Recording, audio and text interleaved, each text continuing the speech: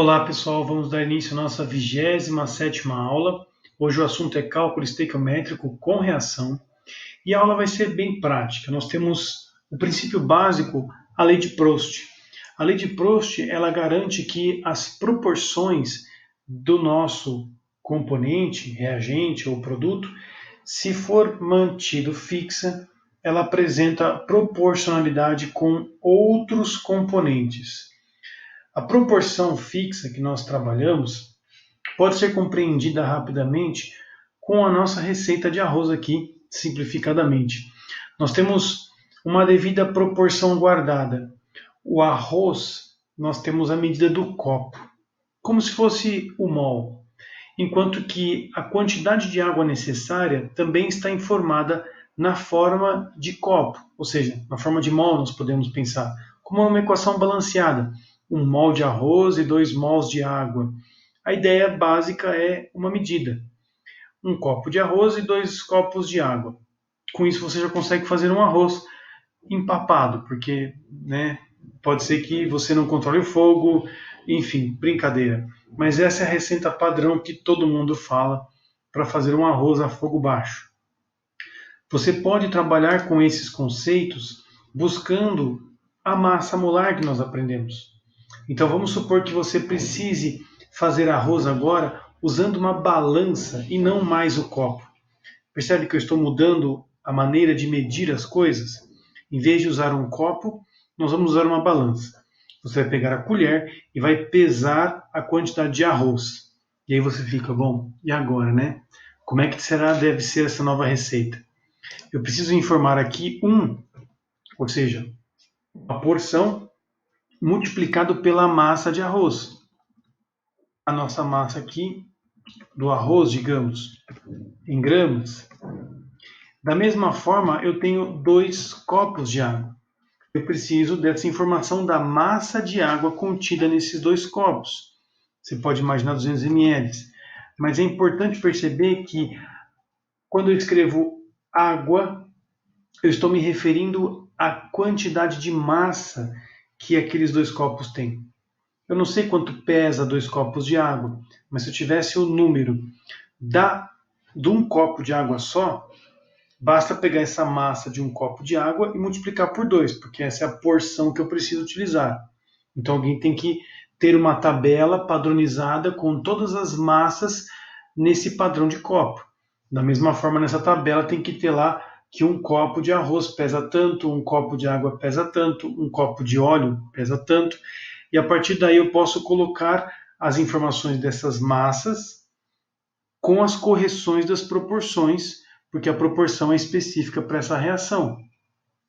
Esse comentário é importante porque você verá ao longo dessas resoluções moléculas parecidas, CO2, água, oxigênio, e essas moléculas apresentam uma massa padrão, como numa tabela, a tabela periódica.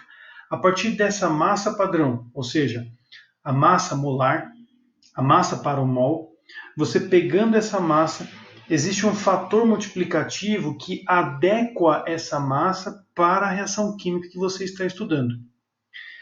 Por exemplo, no nosso primeiro exemplo aqui que o texto nos apresenta dos nossos exercícios, foi informado para nós uma massa de água, a produção de 3,96 kg de água.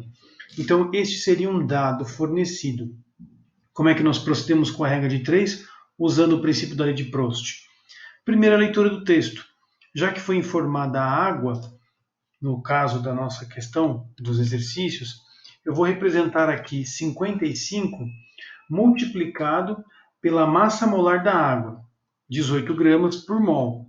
Perceba que eu estou buscando a informação da massa molar da água e vou adequar essa massa à correspondente equação que eu estou estudando. Por isso, esse 55 multiplica os 18. Como quem diz que, para que essa receita dê certo, eu preciso de 55 porções desse carinha que tem 18 gramas. A pergunta se refere a este reagente, uma gordura, que apresenta uma massa molar bem grande. No caso aqui, você pode colocar 1 vezes 890 gramas. Esse 1 é o coeficiente estequiométrico que adequa este reagente a essa equação. Nós temos aqui as proporções. Essa massa de gordura é específica e fixa para produzir exatamente aquela quantidade de água. É como se fosse a nossa receita de arroz. É essa porção para aquela outra que vai ser produzida. Perceba que eu posso apenas analisar dois compostos, o reagente e um produto. Eu posso também pegar outros dois compostos, vamos supor que eu queira determinar alguma coisa sobre o oxigênio. Não tem problema, não tem diferença. Uma regra de 3, você precisa de duas coisas para serem analisadas. Portanto, eu ressalto aqui a importância de você saber os dados da equação. Dados da equação será sempre a primeira linha. Escreva a equação química, logo abaixo, faça a leitura do texto e informe a massa molar dos participantes da sua dúvida. O texto fala da água e pergunta da gordura. Você identifica os dois, faz a massa molar dos dois e corrige os coeficientes estequiométricos. Na sequência, você tem que colocar então aqui os dados do problema. Os dados do problema, normalmente, eles apresentam algumas unidades de medida divergentes, como é o caso. Como eu tinha mencionado no texto de nossa atividade, a pergunta era qual é a quantidade de gordura, X aqui, necessárias para que se produza 3,960 kg. Por isso eu coloquei 3.960 gramas para que a unidade de massa de água coincida tanto nos dados da equação quanto nos dados do problema. Isso tem que ser muito obedecido. Você não pode colocar unidades diferentes neste mesmo composto. Se você colocou a massa molar da água, embaixo você tem que buscar algum dado do problema que seja a massa de água. Como a pergunta é a massa da gordura, eu coloco então na massa molar, os dados da equação, a massa da gordura padronizada para essa reação. Assim, você consegue ver que o resultado vai sair em massa. Efetuando os cálculos, você vai chegar aqui a um valor de 3.560 gramas, o que seria equivalente a 3,56 quilogramas de gordura. Essa seria a primeira regra de 3 envolvendo reações químicas. Agora, vamos para esse segundo exemplo, em que aqui eu apresentei uma reação onde o hidróxido de cálcio reage com o sulfato de alumínio, formando um precipitado gelatinoso, o hidróxido de alumínio, que serve como floculante no tratamento de água, que vai ajudar na decantação das partículas maiores na água. E a produção de um sal, que também fortemente precipitado aqui. Portanto, tudo vai descer, é só aspirar depois a piscina, ou no caso a água que está sendo tratada. Nessa pergunta, o que nós temos na informação do texto é a quantidade de sulfato de alumínio. Foi fornecido no texto 17 toneladas de sulfato de alumínio. E a pergunta é a quantidade de hidróxido de cálcio necessária para fazer o tratamento. Percebe que agora nós estamos relacionando apenas os reagentes? Isso também não tem nenhum problema. Eu posso buscar qualquer dois compostos na minha equação química que ela pode ser analisada. Eu vou copiar a mesma indicação, ou seja, num caderno, se eu tivesse a linha, na linha logo abaixo da reação química, eu tenho que colocar apenas os dados da equação, ou seja, as massas moleculares. Eu não preciso fazer a massa molar de todos, eu posso apenas colocar a massa molar de quem me interessa, que no caso é o sulfato de alumínio, sua massa molar 342, ou seja, 2 vezes 27, 3 vezes o 32 e 16 vezes 12. Hein? Esse seria o cálculo da massa molar desse sulfato de alumínio. Na sequência, como me interessam as informações do hidróxido de cálcio, ele pergunta, eu tenho que informar aqui essa massa do nosso hidróxido de cálcio, que dá 74 gramas por mol. Perceba que os nossos coeficientes 1 e 3 se referem ao balanceamento. Aquele 1 eu estou colocando para que fique claro o raciocínio, mas você não precisa colocar no caderno, subentende-se o número 1. Uma vez feitos os dados da equação, ou seja, cálculos de massa molar, agora você faz a interpretação de texto. No caso, eu vou colocar aqui embaixo a informação do sulfato de alumínio, que foi informado 17 toneladas. E vou me perguntar qual é, então, a correspondente massa de hidróxido de cálcio para que reaja com essas 17 toneladas, guardadas as proporções da equação. Você pode estar se perguntando, professor, mas o senhor falou que tinha que adequar as unidades, não é? Pois é. Aqui entra algumas dicas minhas para que você possa caminhar nesses exercícios de forma tranquila.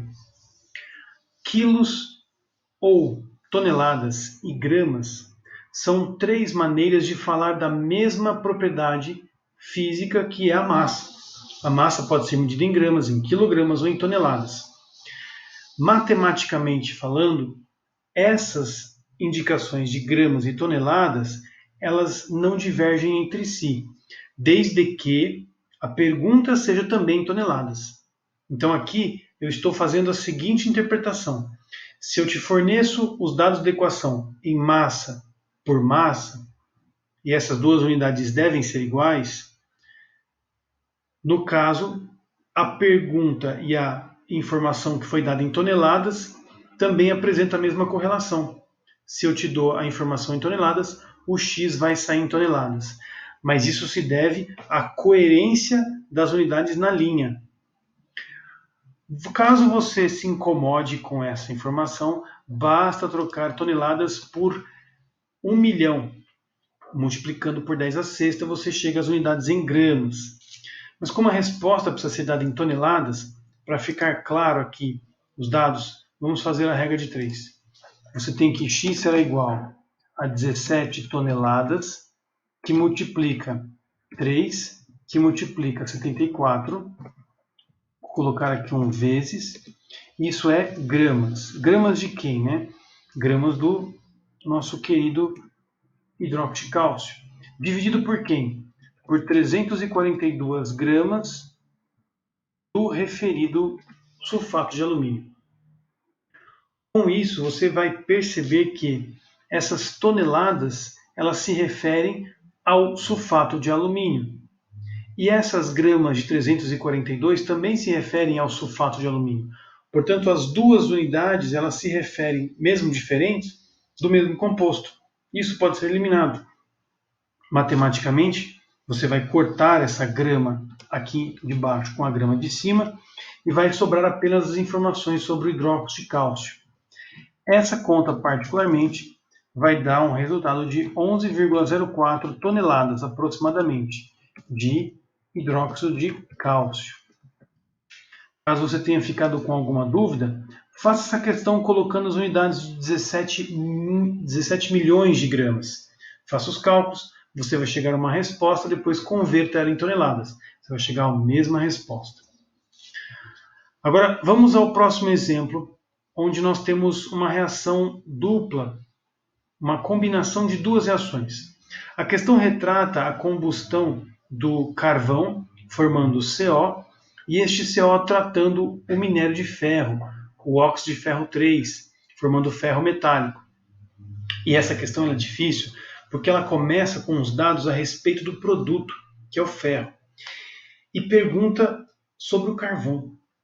Percebe que o ferro produzido na segunda reação não tem correlação direta com o carvão que está na primeira reação. Existe um intermediário. E esse intermediário precisa ser muito bem entendido.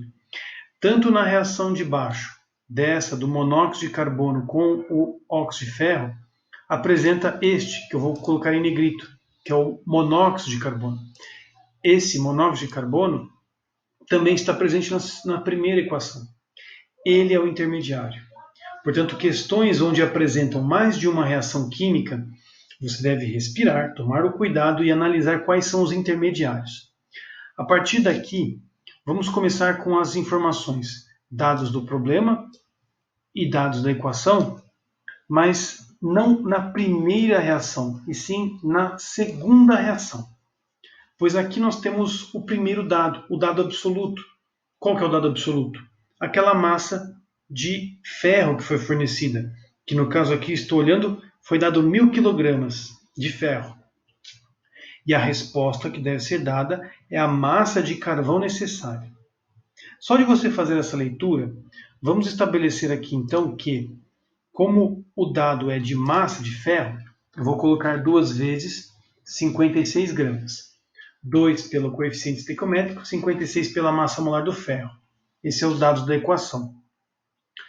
Queria muito relacionar esse dado com esse outro aqui, 2 vezes 12 gramas, que é a massa do átomo de carbono corrigido com o coeficiente estequiométrico da reação.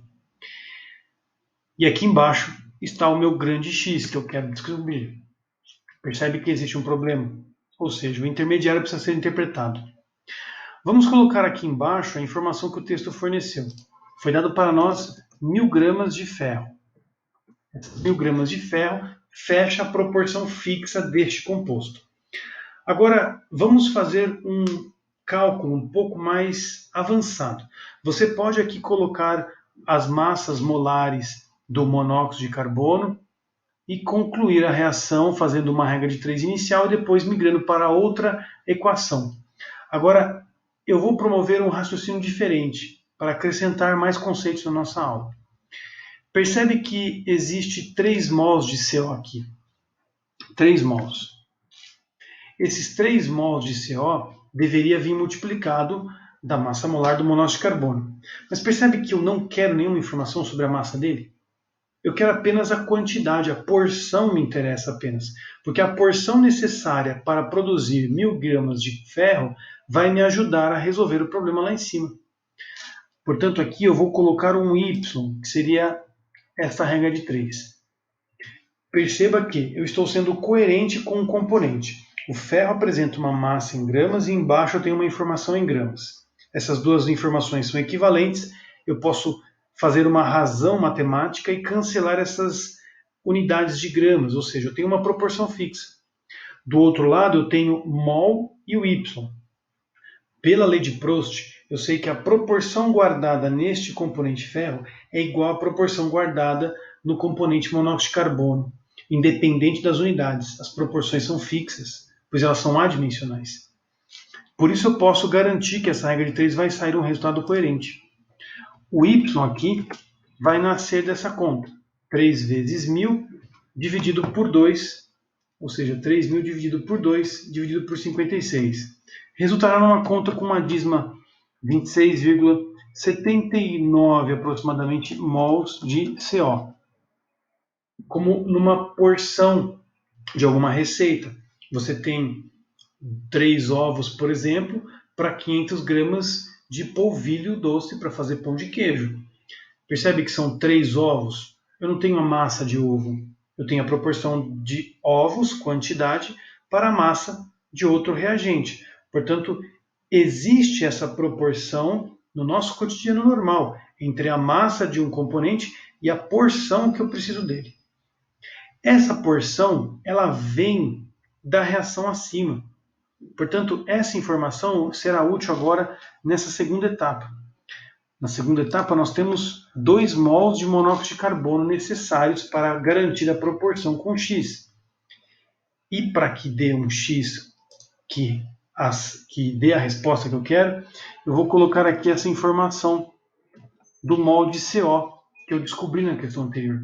Assim eu guardo a proporção em mol de um dos componentes e concluo a proporção em massa do outro componente. Se você efetuar esses cálculos, X será igual a esse valor vezes 2 vezes 12 dividido por 2, o que vai resultar em 321,43 aproximadamente gramas de carvão. Essa é uma abordagem diferente da que eu fiz no início da aula. E a ideia é essa, é conseguir enriquecer essa aula com exemplos variados. Eu poderia resolver essa lista inteira usando o mesmo raciocínio, o que ficaria um pouco maçante, eu acredito. Por isso a ideia de apresentar maneiras diferentes de interpretação. Cabe a você depois testar as suas interpretações e verificar se deu errado ou certo e por que deu errado. Isso será um ótimo estudo. Feito essa questão que envolve esse conceito, né, nós temos aqui, deixa eu separar, que foi essa a questão que nós trabalhamos.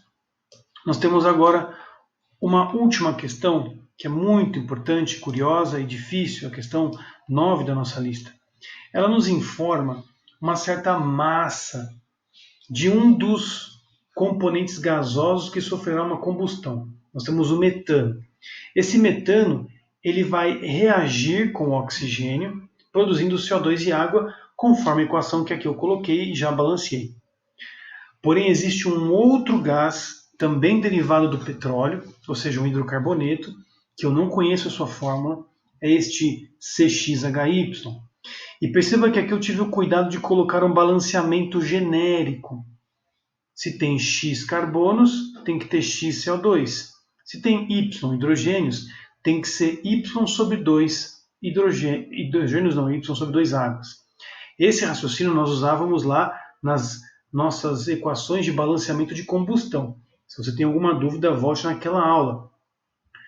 Eu finalizei o balanceamento do oxigênio para ficar possível de você copiar, mas não precisa se preocupar com essa reação com tanta preciosidade. Apenas o conceito de X carbono, X CO2, Y hidrogênios, Y sobre 2 águas. Perceba que eu tenho coeficientes estequiométricos na forma de incógnitas e que eu fiz rigorosamente aquela informação dos dados da equação. Coloquei o coeficiente estequiométrico multiplicado pela massa molar do CO2 e o mesmo para a água. Da mesma forma, eu fiz aqui os dados da equação de todos os reagentes e produtos dessa equação de combustão, ou seja, esses dois gases que estão sofrendo a combustão estão balanceados e as informações de massa molar já estão colocadas. Como você começaria esse exercício? Primeiro, o texto falou para nós que existe 1,6 gramas deste gás, metano. E que o produto final dessa combustão desses dois gases, desses dois combustíveis, gerou uma massa de CO2 6,16 gramas e uma massa de água de 4,5 gramas. Esse produto final, ele engloba tanto um gás quanto o outro, tanto um combustível quanto o outro. Então, essas informações eu não posso usar aqui, pois eu não tenho certeza se esses 6,16 gramas de CO2 é só de um combustível ou do outro. Eu sei que existe os dois produzindo CO2. Por isso eu não posso colocar em nenhum lugar do meu cálculo estequiométrico esta massa que o texto nos informou.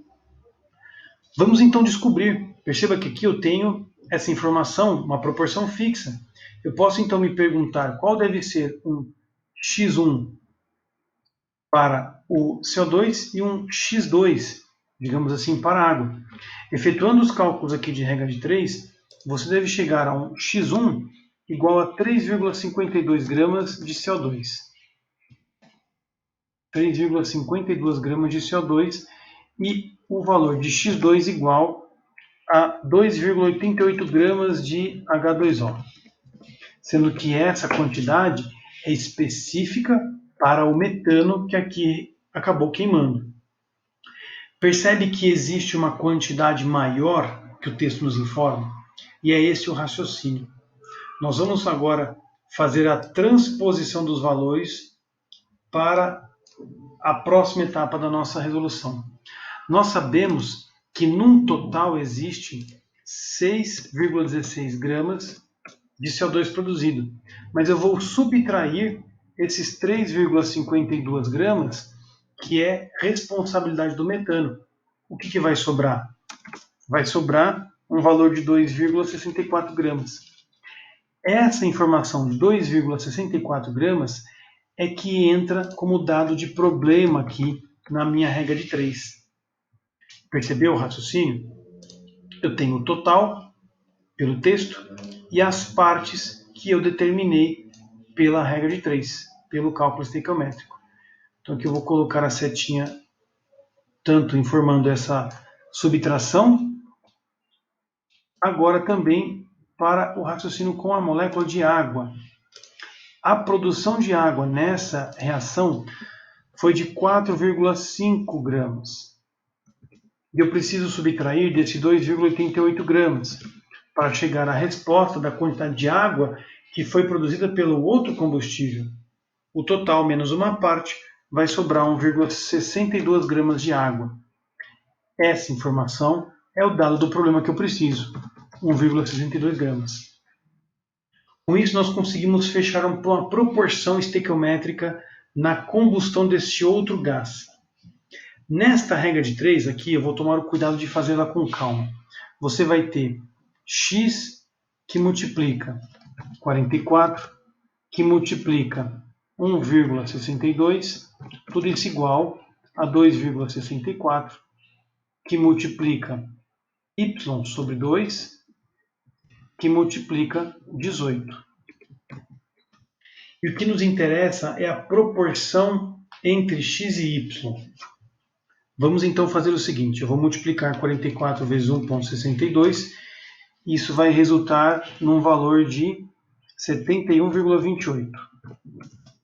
Do outro lado, eu vou fazer a conta 2,64 vezes 18 dividido por 2. Isso vai resultar apenas em 23,76. Agora eu vou escrever a equação deixando x dividido por y igual a 23,76 dividido por 71,28. Essa proporção, se você efetuar o cálculo na calculadora, você vai notar que vai dar uma dízima muito boa de se escrever na forma de fração. Ou seja, esses números são divisíveis entre si. Se você efetuar a divisão, você vai chegar a 0,3333. 0,3333 é uma dízima periódica simples que nasce da proporção 1:3. Ou seja, x está para y, assim como 1 está para 3. Com esses dados de proporção, você consegue definir a quantidade proporcional de carbono para hidrogênio. Aqui, nós entraríamos num caso de química orgânica, onde um carbono não pode efetuar uma ligação com 3 hidrogênios. Então, eu teria que fazer uma proporção um pouco maior, C2H6, que continua sendo uma proporção 1:3. Essa molécula chama-se etano e é um gás que realmente pode queimar. Com esta regra de 3, eu finalizo essa aula. Esse exercício é bem difícil, pois envolve conceitos de hidrocarbonetos que a gente não teve. Mas o que eu achei mais importante é dar essa certeza a respeito das proporções fixas, com esse raciocínio. Dados da equação, dados do problema. Dados da equação, coloque as massas molares e corrija os coeficientes estequiométricos para que você tenha a proporção entre quem te interessa estudar. Logo abaixo você tem o dado do problema, uma informação dada, uma incógnita necessária, você tem a regra de 3. Bora para os exercícios? Um abraço, até a próxima.